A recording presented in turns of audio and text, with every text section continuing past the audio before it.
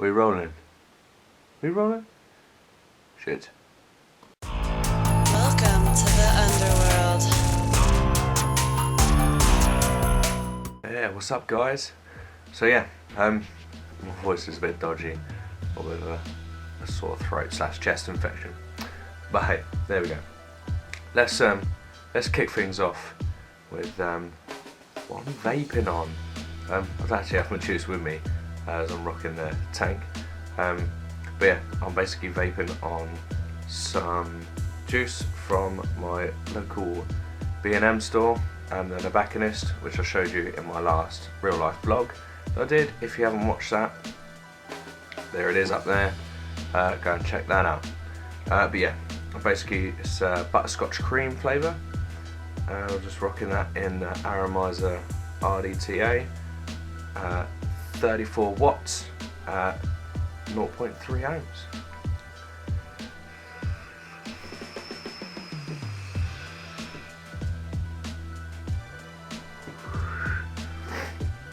And I did have some coffee, but I drank it all. So yeah, I might have to go and top that up. So let's start things off as we always do, with some news.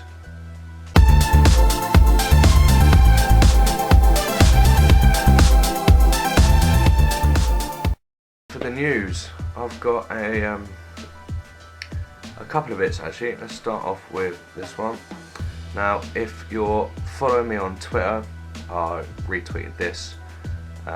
If you're not following me on Twitter, hit me up. My Twitter username is @viking_vaper, @vikingvaper. Chuck it up there. Look, there it is. Yeah, so check me out on Twitter if you haven't already. Yeah, so first thing I wanted to talk about was a publication that was published by thedailycaller.com. It's about a study that Cambridge University did on kids and flavoured e-juice, and they basically said that there wasn't a link between children and vaping, that they wanted to start smoking, because I think there was a publication before about how kids were drawn to smoking tobacco through vaping. Basically they did a study and they basically asked a focus group of teenagers, I say teenagers, children aged 11 to 14, 598 kids. They basically done like a thing where they sort of gave them e-cigarette adverts, and they basically asked them afterwards if they thought about whether or not that they'd want to smoke regular tobacco afterwards, and it basically found that there's no evidence that links vaping to wanting to smoke tobacco in children. So yeah, we found no evidence that exposing English children aged between 11 and 16 years, but I said 14 before, so, but yeah, 11 to 16 year olds to adverts for candy-like flavoured e-juice, and the low appeal of smoking tobacco, the low appeal of using e-cigarettes, or low suspectability of tobacco smoking. Nor did it reduce the high perceived harm of tobacco smoking, the study concluded. So yeah, basically kids watching e-cigarette adverts or candy-like flavours and stuff has absolutely no link to smoking or wanting to smoke or anything like that. So yeah, that's just bullshit. Yeah, so that's my first article of news. Okay, so my second article of news is to do with the TPD. Obviously, if you're in England, you might know about this already, especially if you watch any of my other vlogs. If you're in the States, again, you might know about the TPD. If you don't, please check out my other vlogs. They're around on my channel, just check me out. So yeah, the TPD, basically it's happening as of now, but there's a transition period to the 20th of May. which this all comes in effect. Now, the English government have been, I say, accused of having a light touch against the TPD, because some of the regulations, the EU have said that the own member states can regulate how they want to. So basically England have a bit of a soft touch, as we know, especially again if you've watched my other vlogs. Some of our government actually vape, which is pretty good for us.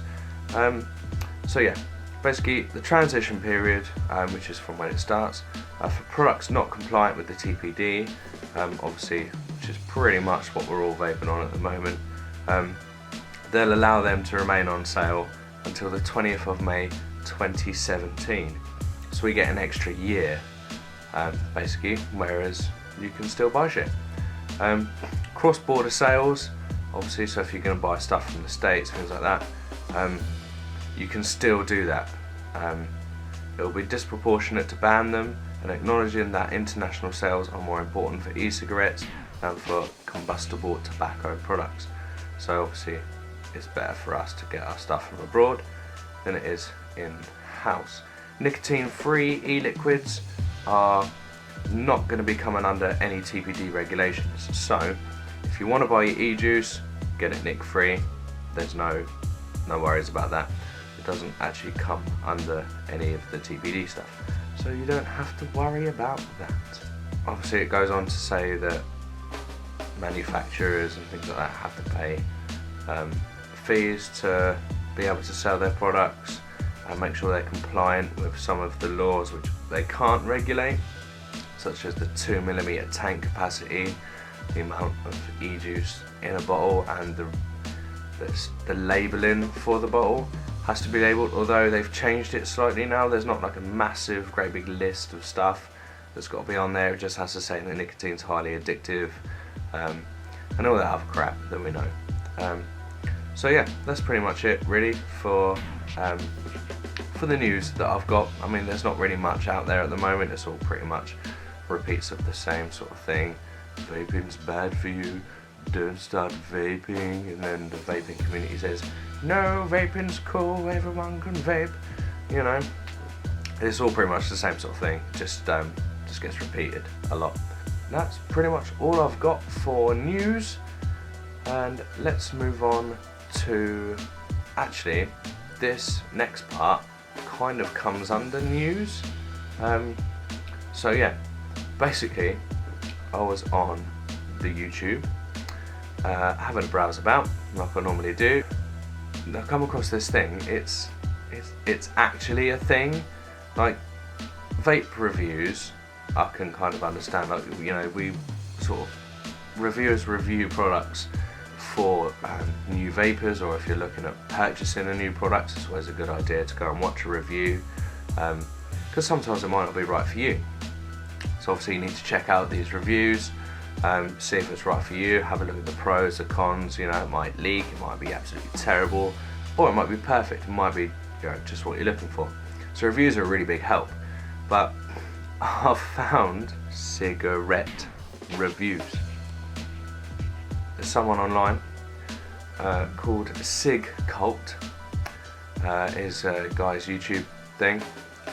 He's obviously like European, I think he's Polish or something like that. But basically, yeah, he's just sitting there, chilling out, reviewing cigarettes, different types of cigarettes. It's quite funny to watch, to be honest. Just for the ban, I'll chuck a link below, so you know, if you fancy a laugh, go and check this guy out. Reviewing cigarettes. Yeah, I didn't even know that was a thing. It's a thing.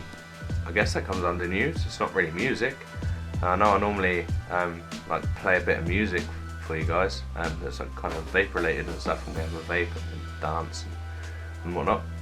But yeah, I just found that on the YouTube. I thought that was quite funny.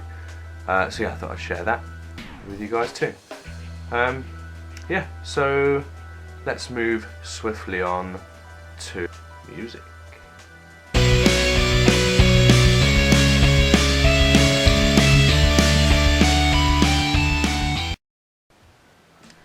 Okay, music. Now,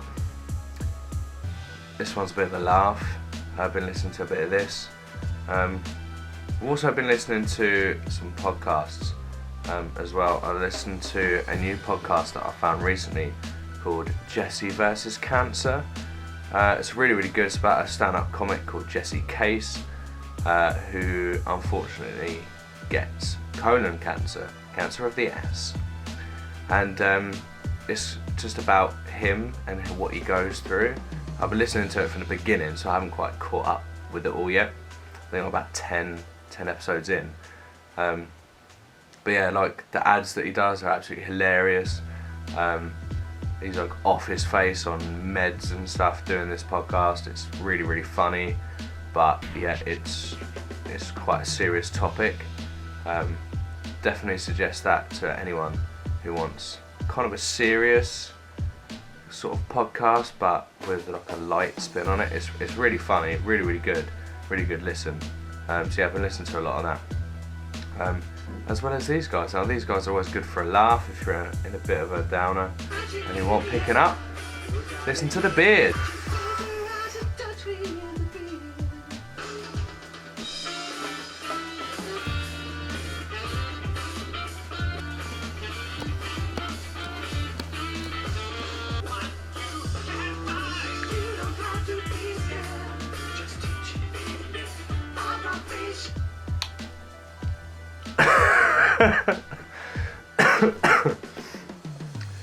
Yeah, so there's that bit of randomness. Yeah, there we go. Let's move on to what do we normally do after music? It's been like a week. Like I missed last week because I put up some juice reviews. So yeah, I'm kind of a week behind, I guess. But yeah, nothing's really been happening. So I say I'm a week behind. I'm not really a week behind. There's nothing really's been going on. But yeah, what do we do next? Shoutouts. Shoutouts.